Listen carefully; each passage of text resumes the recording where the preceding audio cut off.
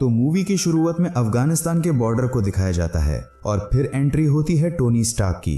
Tony Stark genius अरबपति और हथियार बनाने वाली कंपनी स्टार्क इंडस्ट्रीज का मालिक है।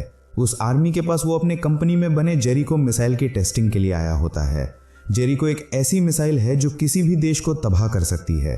और फिर सील से डील करने के बाद टोनी गाड़ी में बैठकर कुछ सैनिकों के साथ वापस घर जा रहा होता है कि तभी कुछ आतंकी उनकी गाड़ी पर हमला कर देते हैं। उनसे लड़ते हुए सभी सैनिकों की मौत हो जाती है। फिर टोनी अपनी जान बचाने के लिए गाड़ी से बाहर भागता है, लेकिन उसके पास उसी की कंपनी यानी कि स्टार्क इंडस्ट्रीज की मिसाइल आकर गिर जाती है। फिर फिल्म की कहानी में 36 घंटे पहले का सीन दिखाया जाता है, जहां पर टोनी को arms dealer of the year के लिए नॉमिनेट किया गया है। यहाँ हमें पता चलता है कि टोनी के पिता हार्वर्ड के साथ मिलकर अपनी कंपनी स्टार्क इंडस्ट्री शुरू की थी, जहां वो आर्म्स डीलिंग और नए नए आविष्कार किया करते थे जिसे जनता के भलाई के लिए इस्तेमाल किया जा सके। डीलर ऑफ द ईयर का अवार्ड लेने के लिए टोनी वहां मौजूद नहीं होता, तो उनके पिता का दोस्त स्टैन उस अवार्ड को लेते हैं। फिर दिखाया जाता है टोनी को जो इस वक्त एक कसिनो में जुआ खेल रहा है। जेम्स वहां जाकर टोनी को उसका अवार्ड देता है, लेकिन टोनी उसे नहीं लेता और कहता है कि मेरे पास इसे रखने के लिए कोई जगह नहीं है। वहीं एक रिपोर्टर क्रिस्टियन टोनी के पास आती है और टोनी का इंटरव्यू लेने की कोशिश करती है और कहती है कि आप जो ये हथियारों का सौदा करते हैं ये सही नहीं है। तो टोनी कहता है कि एक दिन जो वर्ल्ड वॉर 3 छिड़ जाएगी और तब अगर हमारे पास हथियार नहीं होंगे तो हम अपने लोगों की मदद कैसे करेंगे। फिर थोड़ी और बातचीत के बाद टोनी उस न्यूज़ रिपोर्टर को अपने साथ अपने घर ले जाता है। तो उसकी पर्सनल पेपर वहां पर आती है और टोनी को बताती है कि आज तुम्हारी अफगानिस्तान में एक बड़ी डील है और टोनी का पर्सनल जेट तुम्हारा इंतजार कर रहा है। फिर जब टोनी जेट तक पहुंचता है तो वहां पर जेम्स उसका इंतजार कर रहा होता है। फिर वो दोनों अफगानिस्तान के डील के लिए निकल जाते हैं। फिर हमें प्रेजेंट टाइम दिखाया जाता है, जहां टोनी की हालत बहुत ही खराब होती है और उसके सीने से कुछ तार जुड़े होते हैं जो एक बैटरी से चल रहे होते हैं और अब वो बैटरी ही टोनी के शरीर को जिंदा रख रही होती है। जब टोनी को होश आता है तो वो पास में ही खड़े एक आदमी से पूछता है कि यहाँ पर क्या हुआ था। इंसान बताता है कि एक मिसाइल विस्फोट के दौरान तुम्हारे बॉडी में बहुत सारे छर्रे घुसे हुए थे, जिन्हें निकाल पाना काफी मुश्किल था। इसलिए मैंने एक बैटरी के साथ इलेक्ट्रोमैग्नेटिक फील्ड तैयार की जो उन छर्रों को तुम्हारे दिल के करीब जाने से रोकने में मदद करेगी और अगर इसे निकाला तो तुम मर जाओगे। अभी वहां पर उन आतंकवादियों के सरदार की एंट्री होती है और वो टोनी से कहता है कि हमने तुम्हें बंदी बना लिया है और हम तुम्हें तभी जाने देंगे जब तुम हमें जेरिको मिसाइल बना कर दोगे, क्योंकि हमें अमेरिका पर हमला करना है। लेकिन टोनी उसे मना कर देता है। तभी आतंकवादियों का सरदार टोनी को बाहर निकाल के लाता है और दिखाता है कि हमारे पास तुम्हारी कंपनी के बनाए गए वो सारे हथियार हैं जिन हथियारों को तुम यूएस आर्मी और बाकी लोगों को बेचते हो, और वो सभी आकर हमें ये हथियार काफ़ी महंगे दामों में बेच कर जाते हैं। और अब हमें जेरिको मिसाइल चाहिए और अगर तुम अपनी जान बचाना चाहते हो तो हमें उस मिसाइल का दूसरा नमूना बना कर दिखाओ, तभी हम तुम्हें यहाँ से जान देंगे। फिर टोनी वापस से गुफा में आ जाता है और इंसान से पूछता है कि क्या तुम्हें यहाँ से बाहर निकलने का कोई रास्ता पता है। तो इंसान कहता है कि ये पहाड़ी इलाका है और यहाँ से तुम्हें कोई भी नहीं बचा सकता। फिर इंसान अपनी फैमिली के बारे में बात करने लगता है और कहता है कि अपने परिवार से मिलना है। टोनी कहता है कि मेरा कोई परिवार नहीं है, लेकिन फिर भी मुझे जितनी जल्दी हो सके यहाँ से बाहर निकलना है। फिर टोनी के दिमाग में एक आइडिया आता है और वो एक आयरन सूट बनाना शुरू कर देता है। येंसन वहाँ पर मौजूद सभी मिसाइल से एक खास धातु निकालता है जो कि आर्क रिएक्टर को पावर देने के लिए बहुत खास होता है। आर्क रिएक्टर एक ऐसी चीज़ होती है जो किसी भी मशीन को बहुत वक्त तक पावर देने का काम करती है, और जो इलेक्ट्रोमैग्नेटिक फील्ड टोनी के सीने में लगी है वो बैटरी से चलती है, लेकिन वो ज़्यादा वक्त तक पावर सप्लाई नहीं कर सकती। और आखिर में टोनी आर्क रिएक्टर बना लेता है। इस बात का पता आतंकियों को भी होता है, लेकिन उन्हें समझ में नहीं आता कि ये लोग क्या बना रहे हैं। फिर येंसन टोनी को एक सूट का ब्लूप्रिंट दिखाता और कहता है कि हमारा मकसद इस सूट को भरपूर पावर देना है, और फिर वो दोनों वो सूट बना लेते हैं। फिर एक बात का पता आतंकियों को चल जाता है। जब वो उन्हें ऐसा करने से रोकने आते हैं तो येंसन उनके सामने आ जाता है और आतंकियों पर हमला कर देता है, जिससे टोनी को सूट को तैयार करने का वक्त मिल जाता है। बहुत संघर्ष के बाद आतंकी येंसन को गोली मारकर घायल कर देते हैं। ये देखकर टोनी को बहुत बुरा लगता है। फिर टोनी गुस्से में सभी आतंकियों को मारते हुए उस गुफा के बाहर आ जाता है और स्टार्क इंडस्ट्रीज के जो भी हथियार वहां पड़े थे उन सभी को जलाकर वहां से निकल जाता है और एक रेगिस्तान में आकर गिर जाता है। फिर टोनी का सूट, जिसे उसने मार्क 1 नाम दिया था, वो टूट जाता है और टोनी वहां से आगे बढ़ने लगता है। तभी जेम्स की टीम टोनी को वहां से रेस्क्यू करके कैलिफोर्निया पहुंचा देती है, और वहां पहुंचते ही टोनी अपने बॉडीगार्ड हैप्पी को फटाफट एक प्रेस कॉन्फ्रेंस अरेंज करने को कहता है। टोनी के प्रेस कॉन्फ्रेंस में पहुंचते ही टोनी के पिता का दोस्त और टोनी का पार्टनर स्टैन उसका वेलकम करता है। फिर मीडिया वाले टोनी से अफगानिस्तान में हुए हादसे के बारे में करते हैं, जिस पर टोनी बताता है कि अफगानिस्तान में आतंकियों ने उस पर सीधा हमला किया था और वो भी उसी की कंपनी के बनाए हुए हथियारों से। आगे टोनी स्टार्क बोलता है कि अब वो अपनी स्टार्क इंडस्ट्रीज में होने वाली आर्म्स डीलिंग के काम को बंद करने वाला है। हम कंपनी में कोई भी हथियार नहीं बनाएंगे। और ये बात सुनकर स्टैन बीच में आ जाता है और कहता है कि अफगानिस्तान में हुई घटना की वजह से टोनी स्टार्क शॉक में है और ऐसी बात कर रहा है। हम आपस में बात करके इस मुद्दे पर आपको खबर करेंगे। फिर स्टैन पूछता है कि अफगानिस्तान में क्या हुआ था और तुम वहाँ से बच के कैसे निकले। तो टोनी कहता है कि मुझ पर आतंकियों ने हमला किया था और मुझे कैद करके जेरिको मिसाइल बनाने के लिए फोर्स किया, लेकिन मैं वहाँ से आयरन सूट बनाकर भाग निकला और जिसे एनर्जी देने के लिए मैंने आर्क रिएक्टर बनाया।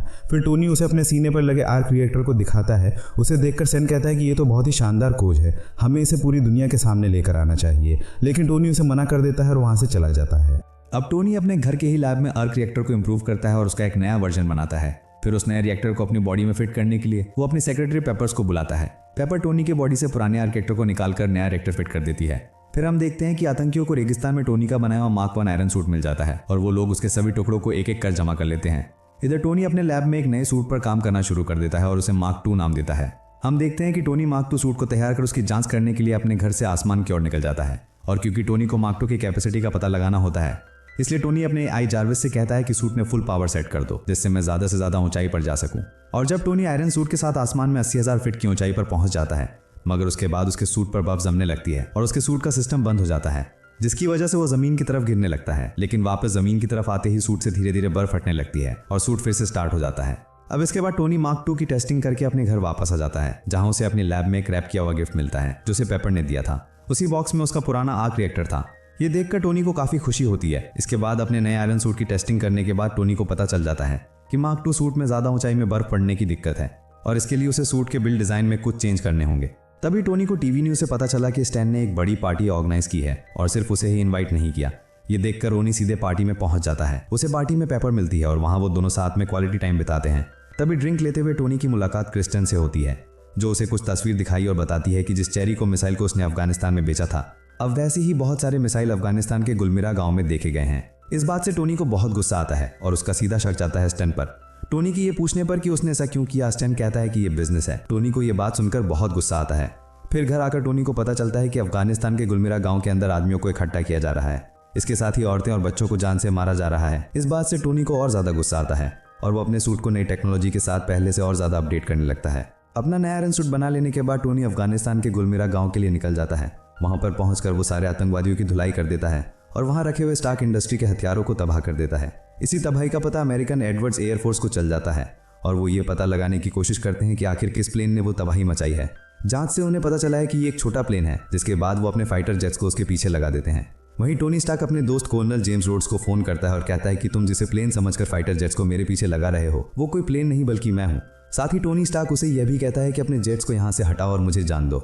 जेम्स इस इन्फॉर्मेशन को सीक्रेट रखता है और अपने जवानों से कहता है कि ये दो दुश्मनों की आपस की लड़ाई है, आप बेस कैंप वापस आ जाइए। फाइटर जेट्स वैसे भी टोनी से जीत नहीं पाते और वापस चले जाते हैं।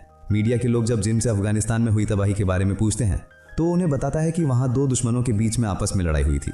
इसके बाद जब ये न्यूज स्टैन को पता चलती है तो उसे ऐसा लगता है जैसे उसका कोई दुश्मनों से लड़ने के लिए तैयार हो गया है। इसके बाद वो सीधे टेंडरिंग आतंकी संगठन से मिलता है और पूछता है कि ये सब किसने किया। टेंडरिंग का सरदार बताता है कि ये सब टोनी स्टार्क का ही काम है, क्योंकि उसके पास आयरन सूट है जिसकी मदद से उसने यहाँ तबाही मचाई है और वो अब तुम्हें भी नहीं छोड़ेगा। लेकिन उससे पीछा छुड़ाने का मेरे पास एक उपाय है। हमारे पास टोनी का पुराना आयरन सूट मार्क 1 है और अगर तुम मुझे मुंह मांगा पैसा देते हो तो मैं तुम्हें उसकी डिजाइन दे सकता हूँ। लेकिन स्टैन टेंडरिंग के सरदार को धोखा देता है और उसके एरिया को तबाह करके मार्क 1 सूट अपने साथ ले जाता है। दूसरी तरफ टोनी को पता चल गया होता है कि इन सभी आतंकी सौदे के पीछे स्टैन का हाथ है, जिसके बाद वो अपनी असिस्टेंट पेपर को स्टैन के कंप्यूटर से कुछ जरूरी इन्फॉर्मेशन निकालने को कहता है, क्योंकि अगर स्टैन के पास कोई खुफिया जानकारी रहे तो उसे आतंकियों को बेचकर मुनाफा कमा सकता है। फिर पेपर स्टैन के कंप्यूटर तक जाती है, जहां फाइल ट्रांसफर करते वक्त वो एक वीडियो देखती है, जिससे पता चलता है कि टोनी स्टार्क पर आतंकी हमला स्टैन नहीं करवाया था। पेपर सारी इन्फॉर्मेशन लेकर जाने ही वाली होती है कि वहां पर स्टैन आ जाता है। स्टैन से किसी तरह बचकर पेपर वहां से चली जाती है, लेकिन कंप्यूटर चेक करने के बाद स्टैन को पता चल जाता है कि पेपर कंप्यूटर से सारी खुफिया जानकारी लेकर जा चुकी है। फिर हम देखते हैं फिल कॉल्सन को, जो कि शील्ड का एक एजेंट होता है। वो पेपर से कहता है कि हम टोनी स्टार्क से मिलना चाहते हैं, हमें अपॉइंटमेंट चाहिए, तो क्या आप हमारी इसमें मदद करेंगी। अब चूंकि पेपर को पता था कि स्टैन इस वक्त उसके पीछे है, इसलिए वो इल्ड की मदद ली है। दूसरी तरफ स्टैन काफी डरा हुआ होता है, क्योंकि उसे ये बात पता था कि टोनी उसके बारे में सारा सच जान चुका है और वो किसी भी वक्त उसके पास आ जाएगा। अब हम देखते हैं कि स्टैन सीधे टोनी स्टार्क के घर चला जाता है और वहां अपने खास हथियार की मदद से वो टोनी को कुछ देर के लिए पैरालाइज कर देता है। फिर वो टोनी के सीने से उसका एक आर्क रिएक्टर निकाल कर ले जाता है और रिएक्टर निकल जाने की वजह से टोनी की दिल की धड़कन धीरे धीरे बंद होने लगती है। लेकिन वो किसी तरह अपने लैब में जाकर उस पुराने आर्क रिएक्टर को अपने सीने में लगा लेता है, जो उसे पेपर ने दिया था। फिर टोनी अपना नया आयरन पहनकर स्टैन से मुकाबला करने निकल जाता है और दूसरी तरफ स्टैन टोनी का आर्क रिएक्टर अपने बड़े आयरन सूट में फिट कर देता है। लैब में टोनी स्टैन को रोकने के लिए पहुंचता है और उन दोनों के बीच में बहुत बड़ा झगड़ा होता है, लेकिन उससे लड़ते हुए टोनी को समझ में आ जाता है कि स्टैन का नया सूट उसके सूट से कहीं ज्यादा पावरफुल है और वो उसे आसानी से नहीं हरा पाएगा। फिर टोनी को ख्याल आता है कि ज़्यादा ऊंचाई पर जाने से सूट में बर्फ जमने लगती है और टोनी स्टैन को अपने पीछे पीछे आसमान में ले जाता है। टोनी का पीछा करते करते स्टैन 91,000 फीट की ऊंचाई पर